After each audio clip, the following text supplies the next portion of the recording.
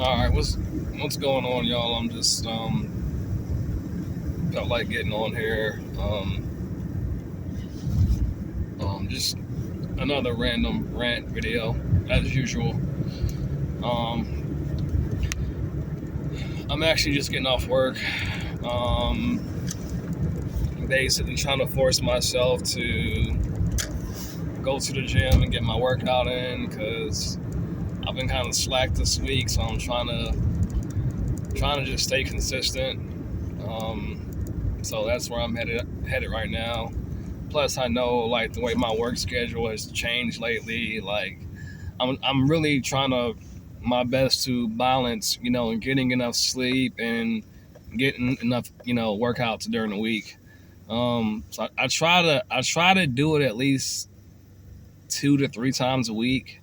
I was doing it like 3 to 4 times a week, but I'm trying to do now that I'm back to working, 2 jobs again and basically door dashing as much as I can. I try to do it at least 2 to 3 times a week. So, because I gotta give my body enough rest and sleep because if you work out and you don't get enough sleep, it really ain't gonna do you no good. It's like working out and eating like shit. Like if you work out and you eat like shit, it's not gonna really do nothing for you. So I'm trying to balance out, you know, getting my exercise in, staying active, getting in better shape, along with my diet, which I've been kind of slacking on the last, week or two. But I'm really trying to balance out, working, kind of grinding for the rest of this year, and then, with, working out, making money, and then, staying active, getting in shape, and even my diet. My diet's been kind of slacking since I started, working this second job because I've been kind of just running a lot and I really haven't been around the house lately. So I've been kind of just out and getting fast food, and because it's quicker and it's more convenient. And sometimes I'll get like salads from like Subway, but it's still, I've been kind of slacking this the last month and a half, 2 months, whatever you want to call it, or whatever you want to. I think like the last month and a half, 2 months. So I mean, I don't know. I'm trying to. I'm doing my best. I'm trying to finish off this last part of the year strong financially because there's so many other things I got to get to after I get this RV and start traveling. Because this RV, if I do it right, should really free up a lot of money once I get it, and then start paying the interest down as quickly as possible. Then that'll free up other money as long as I can get my payments down super low. That's the whole point. So, but I gotta, get it. And, so I looked at an RV yesterday.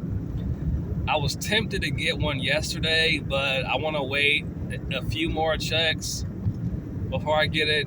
And also too, like I'm trying to really make sure that the one that I want is, what's best for me. And like I told you, I was kind of torn between a Class A and a Class C. And I saw a Class C that I really liked yesterday. And, again, they were asking, for like $6,000 down, which is fine. I had it, but I was like, I'd rather wait another maybe 2 or 3 checks before, because, I just, when I get it, I want to start paying it down quicker to make it as cheap as possible to stay in. And also too, like I'm still trying to narrow it down and make sure that, it's actually the one that I want. So I'm kind of taking a few more weeks to kind of look around a little bit more and make sure that there's not any other floor plans or models that I might want. And then something else that I'm trying to just basically make sure I'm trying to be as informed as I can about this next RV that I get, because I'm going to be staying in it for a while. And I just want to make sure that it's the right one for me, even when it comes down to, okay, because the one I might be getting, it has an onboard generator. And the way the onboard generator works on this one, it basically runs off the fuel tank that goes to the engine. So I'm trying to see, how much the tank holds and calculate like how much gas I'm gonna need to kind of, keep my battery charged up, and also to drive it when I need to, and to just run it, normal operations basically, because it has to be at least a quarter full for it to operate. So I'm trying to figure out, okay, like how much is this going to cost me? Is it going to be, because I'm using a portable generator right now, and that has a way smaller tank, but it runs my entire trailer, opposed to, the tank in a, in the RV, which is a 55-gallon tank, and that tank has to be at least a quarter full. So I'm trying to see, okay, how much fuel does this generator use in what amount of time, and how much is it going to cost to basically keep this thing at least a 1/4% full to, run the generator to power the things that I need to power on a daily basis. So like that's what I'm basically trying to decide right now. And I'm also trying to see if there's any other similar RVs but that have 30 amp hookups, along with the option of the generator. So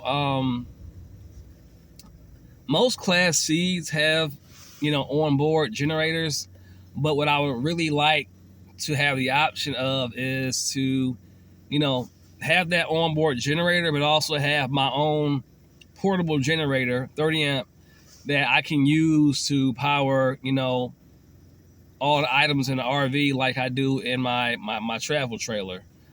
Because the travel trailer, it's a 2.5, I think like a 2 or 3 gallon tank, and that thing will run at least 8 hours on like, and it's very efficient and it lasts forever, especially when there's no high load on the generator, like, AC and stuff like that. And like I said, I can fill that tank up with like $5 or $6 to fill up a 55-gallon fuel tank that the engine also runs off of. You're talking about at least $55, $100 and something dollars at least. Opposed to, now you're not driving, but it's just like I'm trying to be informed about how much more gas does the engine use if you're just letting it idle with the generator running. Like, does it use a lot of gas when it just is running the generator, or does it use that same amount of gas, when you are, driving it? Well, I mean, I know it's going to be less when you're not driving it, but again, it's still, you're having to fill up a 55-gallon tank.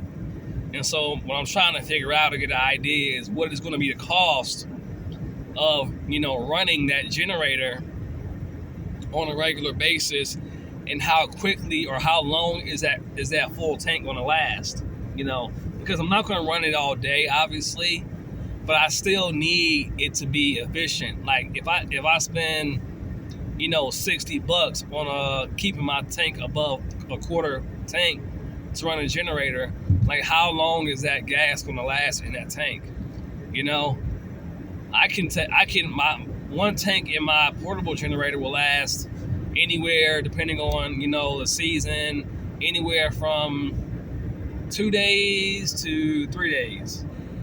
Now in the summertime, or wintertime, that same gallon might last, a day and a half. Like that same full tank might last me in my portable generator maybe a day, 2 days.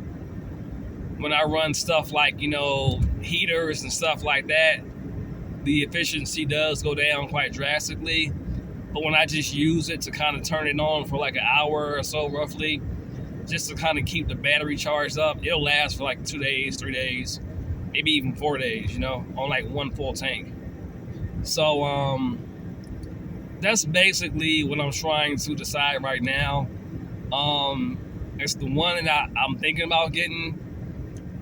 It does not have an offshore 30 amp or 50 amp hookup, which means that I cannot plug it directly into my personal generator. But again, if it's efficient enough, then it doesn't matter. So what I need to find out is, okay, how efficient is the onboard generator when the engine, or when the generator, when the actual motorhome engine is not running. So that's what I got to figure out, because I'm not trying to be using a whole bunch of money and just running this thing when I'm going to need it. So that's basically where I'm at right now with the process. I'm narrowing it down. I'm narrowing it down as we speak. I'm just trying to, those things right there matter a lot when you full time, because you need power. And I'm leaning towards, if I don't get this one, another Class C that I believe has a 30 amp offshore hookup and also an onboard generator. So I have the option to run or to get power from the onboard owning generator, and also I can put my generator that I have, or that I bought. I can hopefully mount that somewhere, or hopefully the cargo area is big enough or wide enough to where I can put it inside and store it when it's not being used, and then when it is being used, run it on the back behind it and plug it in, or keep it plugged in and use that as a power source. So that's basically what I'm going by to narrow down my choice on which RV or motorhome that I want. But I'm trying to get this thing, I would say within the next 2 to 3 weeks. Like I said, technically I can get it right now. I kind of did the math with what I'm going to be making and stuff like that. But now the hard part, oh shit. Well, yeah, the hard part is just being as informed as I can about, I've already did the calculations about what it costs to fill up the actual fuel tank. But now I gotta get a rough idea, ballpark range of how efficient these onboard generators are, because I have I done got used to mines now, and I know how long it'll last, and I know how to run it, and how to get the most efficiency out of it. I know when it uses more gas. I know that when it's cold, I run like the heater.